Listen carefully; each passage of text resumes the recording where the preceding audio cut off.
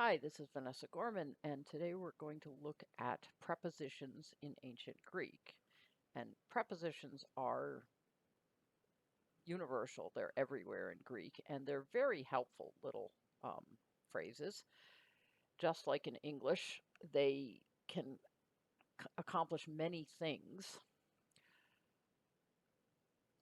A preposition, if you want to try to define it, it's a word that sets up a relationship between a noun or pronoun and some other word in the sentence. That doesn't mean much of anything, does it? This is kind of like the old I know it when I see it.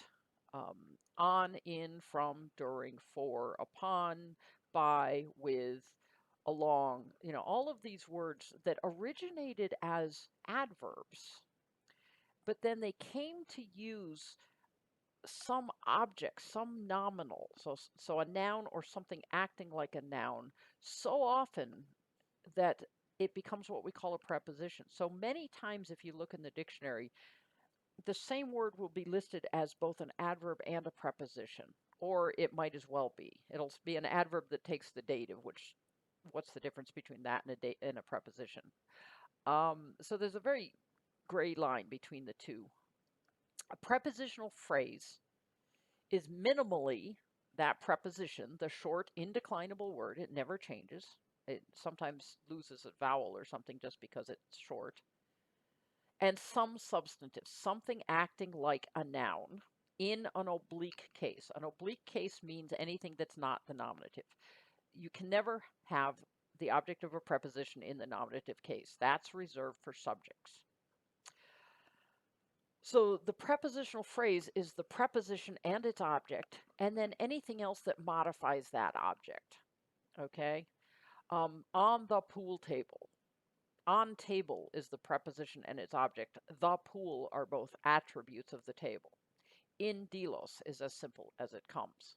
From genuine gratitude. Genuine modifies gratitude. During the long and bloody war. So you can get quite a long prepositional phrase. For them.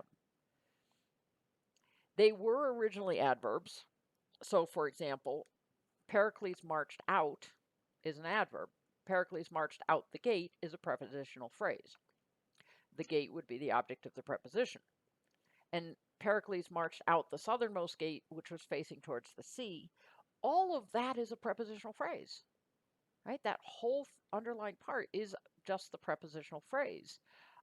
So it can be quite lengthy.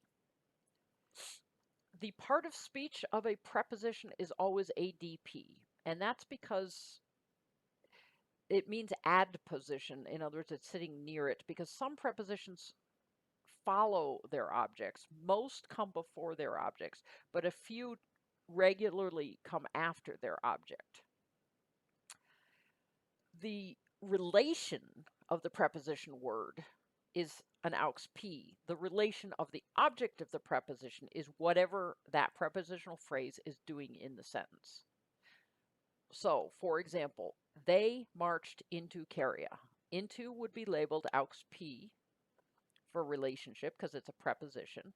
Its part of speech would be ADP. Caria is the object of that preposition. It's also the object of the march. They marched somewhere. Place to which is generally treated as an object. So that prepositional phrase is the object of the sentence. They marched into Caria with great speed tells you how they got there. And so that is not a necessary argument of the verb, so it is labeled, the with is labeled as an aux P because it's the preposition. Speed is going to be labeled ADV, adverb. Great will modify speed, so it will be an attribute. The army in Ionia marched into Caria with great speed. So the army in Ionia, we're explaining which army we're talking about. The army in Ionia as opposed to the army in Athens. So that's actually modifying the word army. And so the word Ionia would hang on the preposition as an attribute of army. So let me give you some examples. So he was sailing from Rhodes to the Hellespont, out of Rhodes to the Hellespont, because place to which is often the object of the verb, especially when the verb actually has the word into is part of its verb. So he sailed into the Hellespont from Rhodes. This is a necessary argument, we label it object. This is not a necessary argument, we label it adverb. Now, the top 5 prepositions in Xenophon's Hellenica, and frankly, I think they're the top 5 in all Greek. Very easy, 4 out of the 5 of them. Notice that many of them are enclitics. They don't take an accent. These 3 don't take an accent. If they're multisyllabic, they do, and pros does. Ace into, en in, ek out of, pros to. All directional. They can also be temporal sometimes, but mostly directional. Very simple, very straightforward. Epi is trickier, and we'll talk more about epi in a little bit.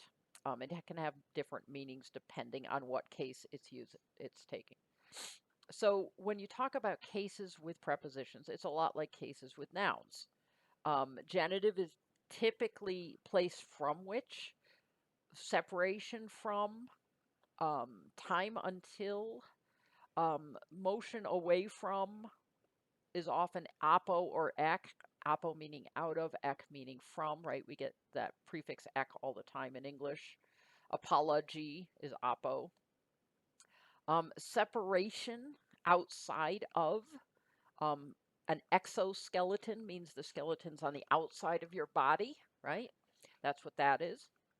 Time until or before, mekri meaning until, pro, before, right? Proponent is something put before. Pono is to put, pro is before. Miscellaneous things like anti, in exchange for, right? Antithesis. Heneka, on account of, and that's one of those that usually follows its genitive object. Plain meaning except. So those are the most common of the genitive prepositions. Dative generally is the same dative as with nouns. That is, it's static. It's place where, time when, in a place, right? En is the same as in. Soon, right? Soon is what we get all these words that begin with sun or sum, like symphony is people who are harmonious together, right? With or together. These all take the dative. And the accusative is generally where you're going, right? This is why it's so often used as the object. Ace or s, which are the same word. It just, one has a slightly shorter vowel, right? Just meaning into, not in, not place where. That's n.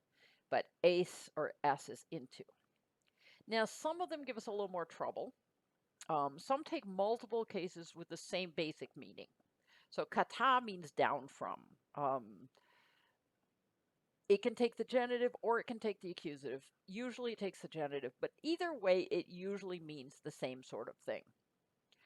Hyper, hyper, right? Hyper. If you're hyperactive, you're overactive. So it's easy to remember. Again, it can take either the genitive or the accusative, but it's generally always meaning some version of over. Likewise, peri, meaning around, right? A periscope looks all around in a circle. Perimeter goes around something. Around, about, and that can mean physically around or about, but it can also mean about subject-wise, as in concerning. I'm going to talk about something. Usually it takes the dative, but it can take genitive or accusative as well. So those aren't so bad either, right? Those are pretty straightforward. And many of these prepositions are going to be very familiar to you from English, right? We have so many compounds that employ these prepositions. Some take multiple cases with different meanings, and this is where you've got to be more attentive. Pros can mean different things with different cases. The fact is, most of the time, it takes the accusative and it means to. It's only when it takes a funny case that you got to start scratching your head, because most of the time, it's just going to be pros plus the accusative. This is when you have to go searching in the lexicon. If you have pros with a different case, you have to go into the lexicon and see what it means using those different cases and figure out what fits your context. Likewise, hypo, hypothyroid means underactive. Hyper means overactive, right? So hypo meaning under, literally something under the table. It also is under the power of. It's also used with passive verbs especially, for who's doing something, the agent. So I was admonished by him. The by him would be hupo, plus the genitive. Some take multiple cases with different meanings. The most famous one here, the one that you're going to see a lot, is meta, with, right? Metamorphosis is a word from meta. In the genitive, it means with. In the accusative, it means after. Most of the time, it's pretty clear because of the context of the sentence, but this is one you just have to remember because it occurs quite often in either case. So you just have to think about it. Is this the meta with? Is this the meta after? So Mindarus and Pharnabazus were with the infantry, right? With the infantry, as opposed to he set off after the assembly, the ecclesia. Didn't set off with the assembly because the assembly is not going anywhere. They were after the infantry. That doesn't make sense because that doesn't make a temporal phrase that makes sense.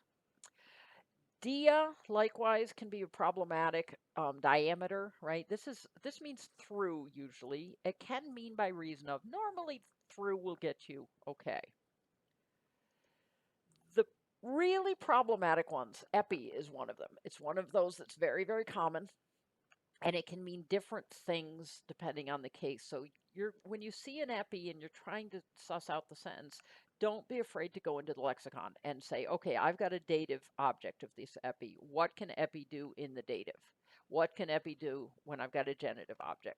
So pay attention. I mean, if you attack against someone, then you have epi plus the accusative. If you want to say in addition to something, you can put it in the dative. In the time of, so when Pericles was archon, you would put in the genitive. So this one you've got to just keep an open mind and look up as you need to. Likewise, para, as in parallel, can mean from, can mean to. Kind of sounds contradictory, doesn't it? Its basic meaning is alongside of, with the dative. But again, it doesn't occur as often, but you will have to look it up periodically to figure out the context. Okay? So I pulled out the 20 most common prepositions in Xenophon's Hellenica. I've given you the case that it takes. I've given you the count, how often it occurs in the Hellenica. So you can see the 5 most common ones that I pulled out for you. But then you can also see things like plin and pro don't occur very often. Heneca doesn't occur very often. On the other hand, apo and dia occur quite a lot. And they can shorten. So epi might shorten to ep or f in front of a word with a hard breathing. Likewise, kata can shorten to kath. Meta can shorten to met or metha. Meth. Para to par. Hupo to hoop. These 2-syllable ones that end with vowels often will just contract, right? Form contractions. There's a cute thing I saw recently, a beginner's guide to prepositions with the word lion. Now it's a third declension noun, so you have to take my word for the cases. But you can see we have pros or para ton leonta, on top of, down from, under, into, in, out of, from, above, onto. Ana can mean going up onto, like mounting a horse or going onto a ship. With, around, against, and toward. So that's just a cute little cartoon I found somewhere. So let's look at a couple of sentences with prepositional phrases doing different things. Thu marques, the subject, main verb came. So thu marques, thu mokares came out of Athens. Generally, the place to which is labeled as the object. So out of Athens is just extra information. And so it's giving us an adverb. So you notice X is aux P. It will always be aux P. But then its object will be whatever it needs to be in the sentence. Dorias, the son of Diagoras, was sailing, again, out of Rhodes into the Hellespont. So Ace, we already saw this. Ace is already part of the verb. Now, if this is said ek play, then we would make the ek the object because it's the meaning of the verb is out of, motion out of. But in this case, the meaning of the verb is motion into. And so into is the object and the out of is an adverb. They, just using the article for the subject, withdrew, and then we have this dative. It doesn't have anything on it, so it's got to be an accompaniment probably. Means with. If it were a thing, it would be by means of. If it's a people, which is what it is here, it will be with an dative of accompaniment. The ones, which ones? The ones outside the camp, right? Exo. So this prepositional phrase is telling us which ones. We just have the outside the camp. And so this is all, the preposition is telling us who the ones are. So it's an attribute. So again, aux P is always aux P, but its object is an attribute of the ones. And then the to is just an attribute of the camp. He came, no subject, to the gates with the guard. Now, if you're coming somewhere, you need a place to which. So to the gates is going to be your object. With the guard, again, extra information, so we label that as an adverb. The priests fled into the agora. So the priests fled. If you flee, it implies something, and this is one of these words I want to track down someday to see its valency for sure. But on the general rule that place to which is an object, I made into the agora the object of the verb. Here's another case where we don't know who the subject is in the sense that it's just the word hoi, they, right? Just the article. But instead we have hoi periton androcleides, the ones around Androclides. This is a very common way of saying this guy and his entourage, the ones around Lysander, the ones around somebody. So you'll see this phrase quite a lot. And so you, of course, the preposition hangs on the they, and it's an attribute, right? The ones around Androclides persuaded the Thebans. Alcibiades wasn't remaining in his oaths, so he wasn't abiding by his oaths or the treaty, let's say. Oracles in the plural can mean treaty or oath. But he was around Selymbria, so he was somewhere in Selymbria. That's where he was, so it's labeled as a predicate nominative after a verb to be, right? Just like saying he was in the car. That would be a predicate nominative. Lysandros mendiapleusen eis Epheson. So Lysander sailed away to Ephesus, again, place to which, and the Athenians to Samos. Now, we don't have a second verb, but we need it to complete the tree, right? It's assumed in the sentence. We know it means they sailed away. And instead of this verb, which is singular for Lysander, it's got to be a plural version for the Athenians. So I have supplied this verb. You can see it's a smaller font. I've supplied it within the tree so that we can successfully hang the things. If we hung everything on the first verb, then it wouldn't make sense. We'd have two subjects, Lysander and the Athenians, two objects, to Samos and to Ephesus, and we wouldn't know which one was going where. So to sort this out, you have to add another verb. So that's our lesson on aux P's, the part of the prepositions. They're an invaluable part of Greek, and they tend to be fairly simple to deal with, but do be warned that they can do almost anything in a Greek sentence.